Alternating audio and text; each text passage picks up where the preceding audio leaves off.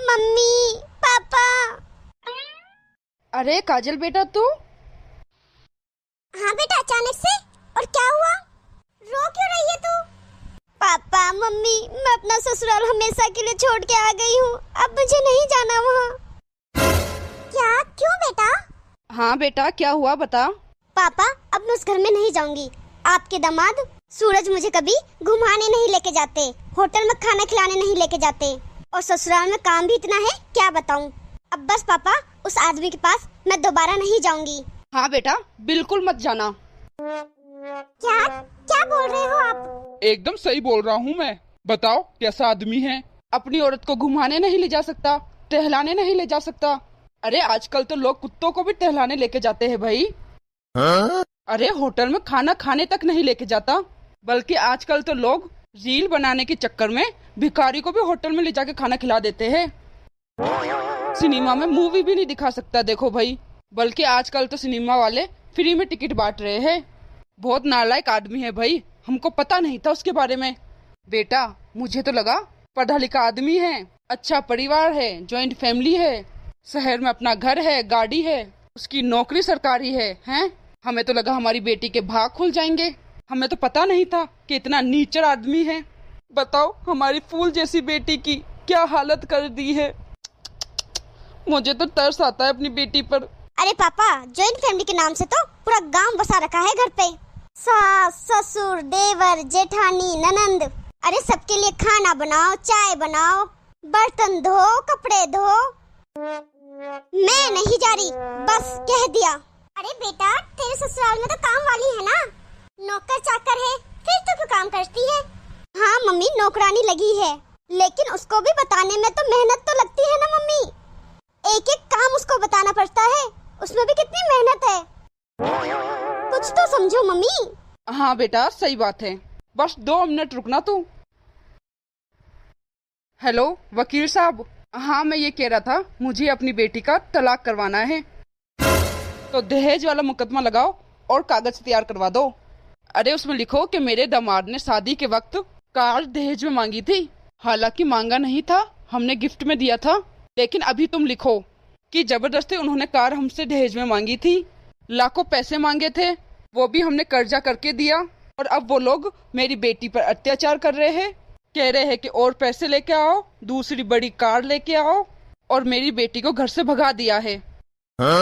मेरी बेटी के साथ मारपीट करता है, वो बहुत मारता है, लात गुस्से सब मारता है।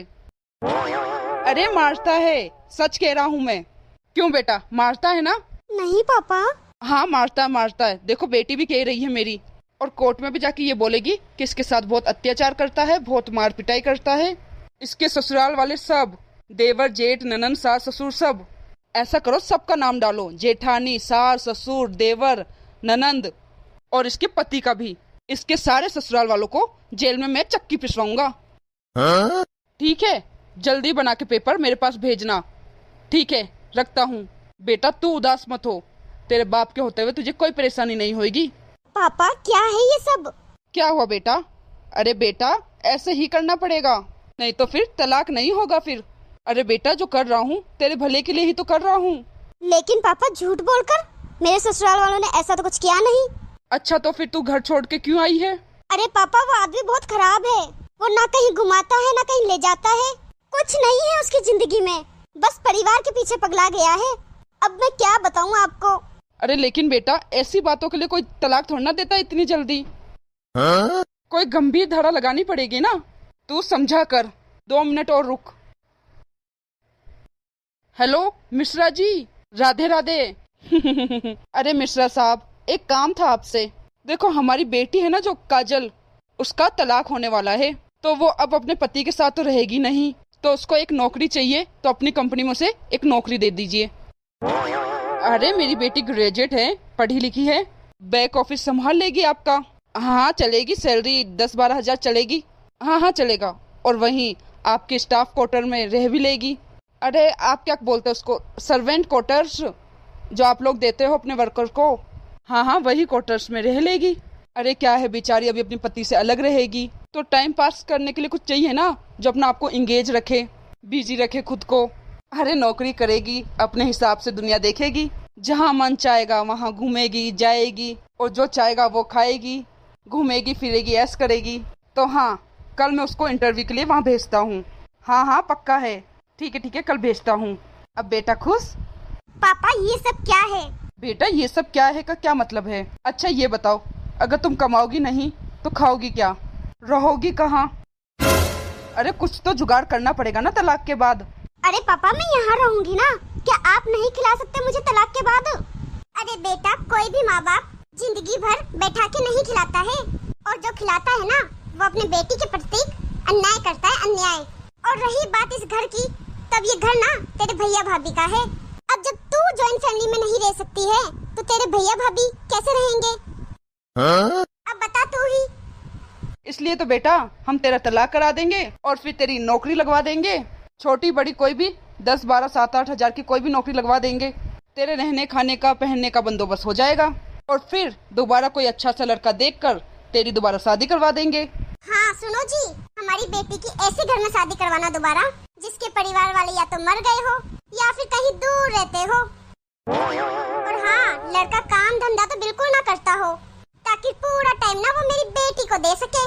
हाँ ऐसा ही देखना पड़ेगा। क्या हुआ काजल बेटा, तू हमारे फैसले से खुश नहीं है? काजल बेटा ये दुनिया की कड़वी सच्चाई है जो अभी अभी तेरे सामने आई है।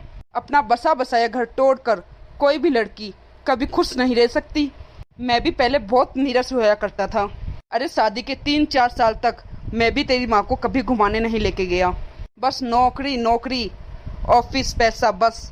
लेकिन तेरी माँ ने मुझे छोड़ तो नहीं दिया, मुझसे तलाक तो नहीं ले लिया, बैग पैक करके अपने पति को छोड़ के मायके तो वापस नहीं चली गई।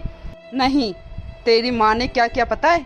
तेरी माँ ने मेरी जिंदगी में अपने प्यार के रंग भरना शुरू कर दिया।